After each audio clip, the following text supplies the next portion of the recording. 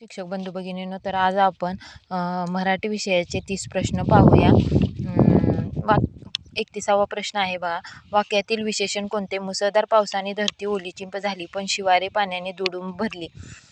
तर ह्याच्यामध्ये आपल्याला काय करायचं आहे? विशेषण ओळखायचं आहे. मुसळधार पावसाने धरती ओलीचिंब झाली.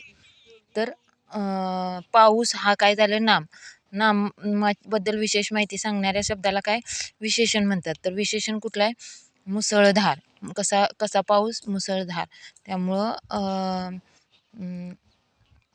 मुसळधार पावसाने धरती ओलीचिंब झाली, पण शिवारे पाण्याने तुडूंब भरली. ह्याच्यामध्ये मुसळधार हे काय आहे? विशेषण आहे. कीवर्ड काय आहे? वाक्य आहे आणि त्याच्यातलं विशेषण ओळखायचं आहे. मग विशेषण कुठलं? मुसळधार. 32वा प्रश्न आहे बघा. खालील वाक्यातील काळ ओळखायचा आहे. वाक्य काय आहे? मी तुला नेहमी पत्र पाठवत जाईन. त्यामुळं काय आहे? रीती भविष्यकाळ पाठवायची रीती पद्धतीने म्हणजे असं सांगितलेलं आहे. मी तुला नेहमी पत्र पाठवत जाईन. तर रीती भविष्यकाळ आहे.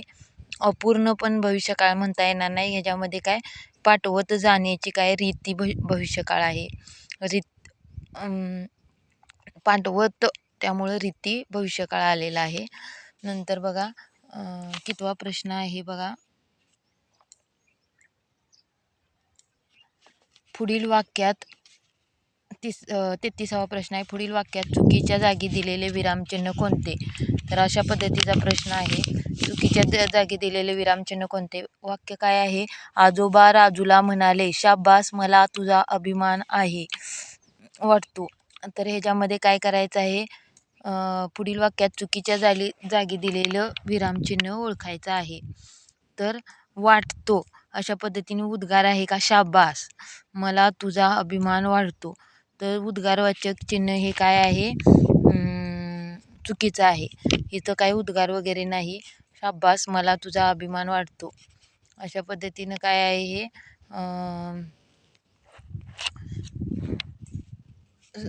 इथं काय पाहिजे होता? पूर्णविराम पाहिजे होता, पण उद्गार चिन्ह दिलेला आहे. 34वा प्रश्न आहे. पुढीलपैकी कोणता शब्द उपसर्ग घटित नाही? आलोक, आमरण, आजन्म, आकर्ण. तर उपसर्ग म्हणजे काय? आधी ज्याला उपसर्ग लागतो, ज्याला उपसर्ग लागतो त्याला उपसर्ग घटित म्हणायचा आणि नंतर लागतो त्याला प्रत्यय, म्हणजे तो शब्द प्रत्यय घटित आहे म्हणतात. तर ह्याच्यामध्ये बघा, आलोक, आमरण, आजन्म, आकर्ण. तर मरणला आ लागले, जन्मला आ लागले, कर्णला आ लागले. आलोक हा शब्द आहे, त्यामुळं उपसर्ग घटित नाही. 35वा, नीर या शब्दाचा समानार्थी नसलेला शब्द कोणता? तोय, जल, जीवन, दूध. तर नीर म्हणजेच पाणी. तोय, जल, जीवन हे नीर म्हणलं जातं आणि दूध हा काही पाण्याला समानार्थी शब्द नाही. त्यामुळं काय आहे? नीर. नीर याचाच अर्थ नारायण. पाण्याला नारायण, नीर असं म्हटलं जातं. खालील कविता वाचून त्या खालील 36 ते 39 प्रश्नाची उत्तरे लिहा. आता पहिल्यांदा कविता आलेली आहे. कवितेवर 5 प्रश्न आणि उतार्यावर 5 प्रश्न. हे 10 प्रश्न आपल्याला पाहूनच उतारा किंवा कविता पाहूनच लिहायचे आहेत. कविता आहे. देणाऱ्याने देत जावे, घेणाऱ्याने घेत जावे, हिरव्या पिवळ्या माळावरुनी, सह्याद्रीच्या कड्यावरुनी, छातीसाठी ढाल घ्यावी, वेड्या पिशा ढगाकडून वेडे पिसे आकार घ्यावे, रक्तामधल्या प्रश्नासाठी पृथ्वीकडून होकार घ्यावे, उसळलेल्या दर्याकडून पिसाळलेली आयाळ घ्यावी, भरलेल्या भीमेकडून तुकोबाची माळ घ्यावी, देणाऱ्याने देत जावे, घेणाऱ्याने घेत जावे, घेता घेता एक दिवस देणाऱ्याचे हात घ्यावे. कवी तुकोबाची माळ कोणाकडून घ्यायला सांगत आहे? तर बघा, 36 आहे. भरलेल्या भीमेकडून. काय आहे? भरलेल्या भीमेकडून तुकोबाची माळ घ्यावी. त्यामुळे इथं उतार्यातलं बघूनच लिहायचं आहे. भीमा ही नदी आहे. भीमा नदीकडून येणार उत्तर. भीमथडीकडून, भीम या व्यक्तीकडून, गावकऱ्याकडून असं काही नाही आहे. उत्तर आहे भरलेल्या भीमेकडून, म्हणजेच भीमा ही नदी आहे. भीमा नदीकडून. 37 पुढीलपैकी कोणता पर्याय कवितेमधील विशेष भाषण आहे? माळ, आकार, आयाळ अशा पद्धतीनं आहे. पण काय विशेष असं भाष्य नाही. तर भीमेकडून माळ घ्यायची आहे. आकार आकार पण आहे, आयाळ आहे, विशेष भाष्य नाही. तर छातीसाठी ढाल घ्यावी, कवितेमधील विशेष भाष्य नाही. तर काय येणार आहे? ढाल. देणाऱ्याचे हात घ्यावे असे कवी म्हणतात. याचा अर्थ पुढीलपैकी कोणता? म्हणजे दान करण्याच्या वृत्ती आपणाकडे घ्यावी.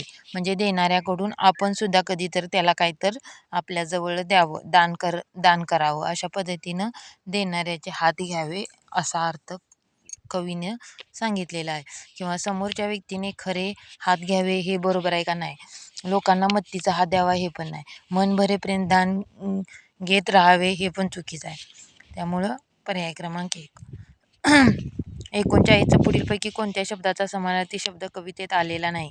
जलद, अर्णव, उत्तर, कर. तर उत्तर हा शब्द आलेला नाही. जलद म्हणजे वेगानं, अर्णव आलेला आहे, कर म्हणजे हात आलेला आहे. पुढीलपैकी अशुद्ध शब्द कोणता? परीक्षा, शिक्षण, उपहारगृह, आशीर्वाद.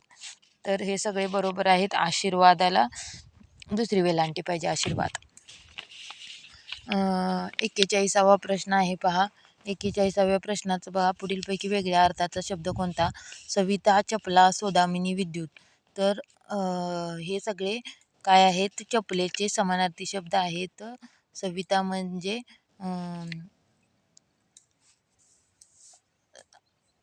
सविता, सूर्य. 42 देशासाठी प्राणार्पण करणाऱ्या आशुतोषला सर्वांनी प्रणाम केला.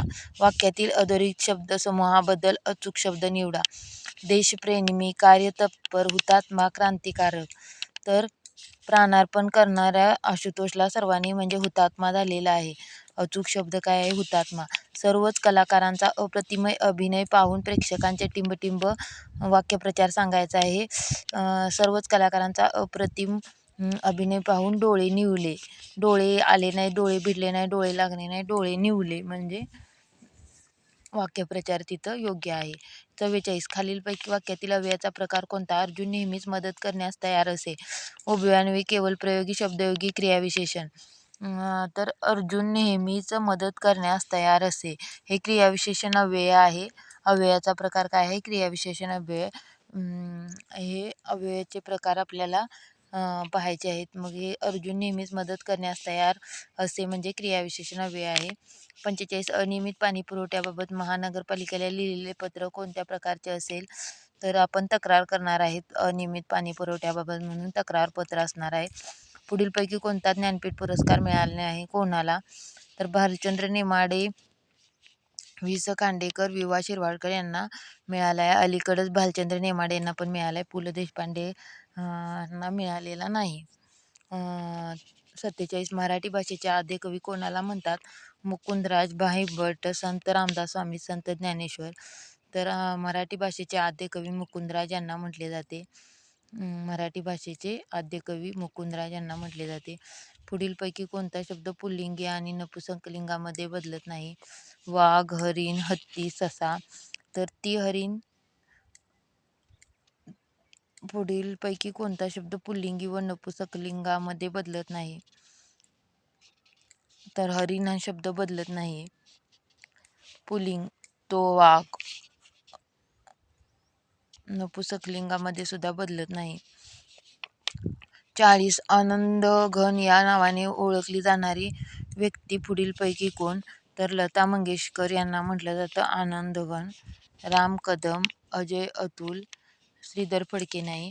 पुढीलपैकी कोणत्या वर्णाला महाप्राण वर्ण म्हणतात? तर घ या वर्णाला महाप्राण वर्ण म्हणतात.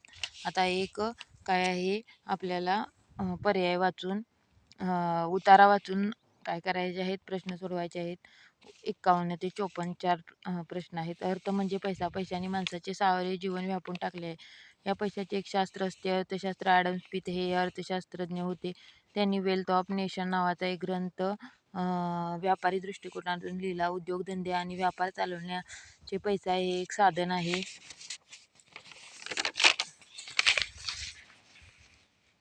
व्यापारासाठी उत्पादन वाढ हे एक महत्त्वाचे साधन आहे. आर्थिक व्यवहारासंबंधी ॲडम स्मिथ यांनी खालील सूत्रे सांगितली आहे. काही ठराविक काळ गेल्याशिवाय पैसा मिळत नाही. त्यासाठी फळ, काळ, काम, वेग यांचे प्रमाणही विचारात घ्यावे लागते. पैशाची गुंतवणूक ही महत्त्वाची बाब असते. ही गुंतवणूक कशी करायची याचेही नियोजन करणे महत्त्वाचे असते. पैसा मिळवताना वेळेचा विचार फार महत्त्वाचा असतो. व्यापारात जाचक बंधने नसली तरी व्यापाराची उत्तम वाढ होऊ शकते. एखाद्याने धाडसाने व्यापार सुरू केला तर हा व्यापार सुरक्षित व्यापारापेक्षा अधिक यशस्वी ठरू शकतो. मी त्यांच्या ग्रंथातील तत्वानुसार कामाचे विभाजन, पैसा, किमती, रोजचे वेतन, विभाजनाचे तत्व इत्यादी बाबीवर विचार सुरू झाला.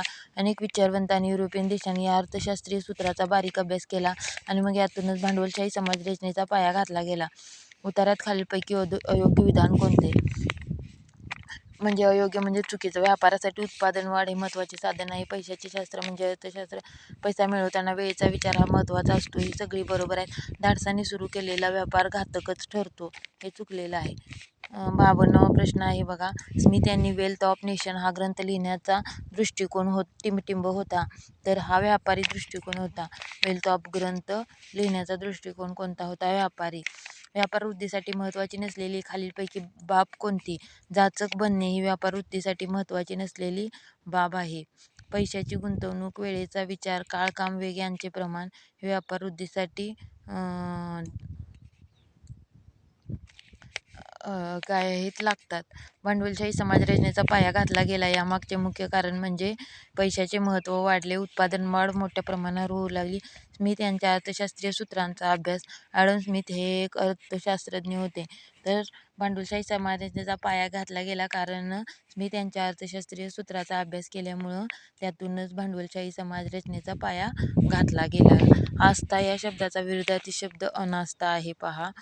शिस्ता, निरास्था, निराशा अशा पद्धतीचं नाही. पुढीलपैकी आज्ञार्थी वाक्य कोणते? यास्मिन तुझी वही संजनाला दे पाहू.